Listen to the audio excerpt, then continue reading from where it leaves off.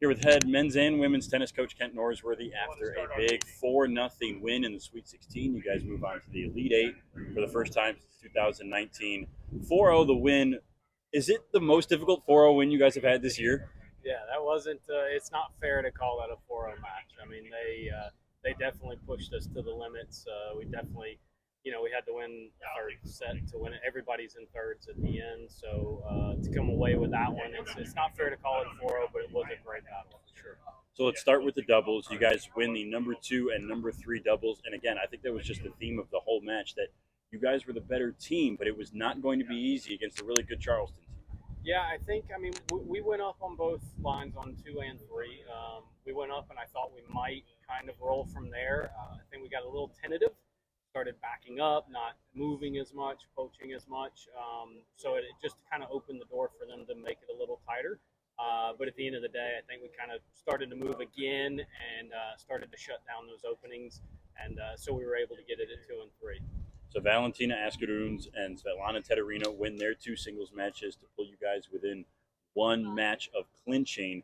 Svetlana Tedorina, she had a really tough match. She even said it after she was finished, how difficult it was. She won 6-4, 6-2, and same thing. It was just not easy for her. She was working really hard in that match. Yeah, again, it looks routine on paper, but watching the match, it was very hard for her to get separation in the sets. Lots of deuce points, lots of athletic points, lots of rolling high, deep, slicing, short points getting to the net.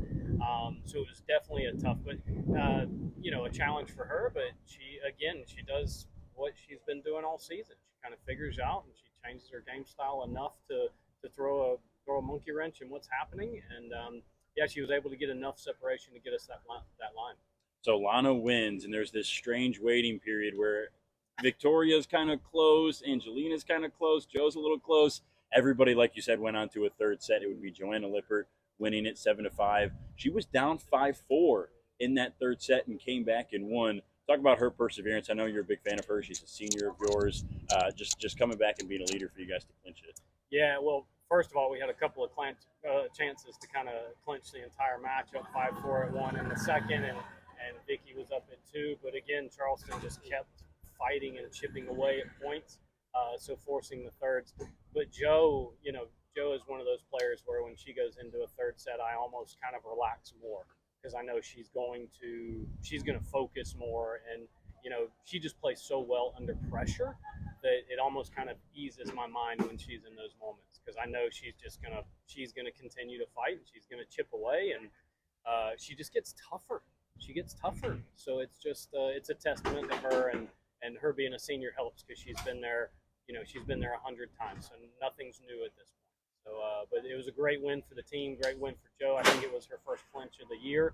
So, yeah, really proud of her, proud of this team, excited to go into the Elite Eight. You guys are moving on to the Elite Eight. How does that sound, Coach?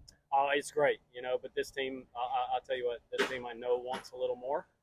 So, last time we came here, we were happy to be in the Elite Eight, and this year I don't think it's enough. So they're going to stay hungry. Awesome. Thank you. All right, thanks.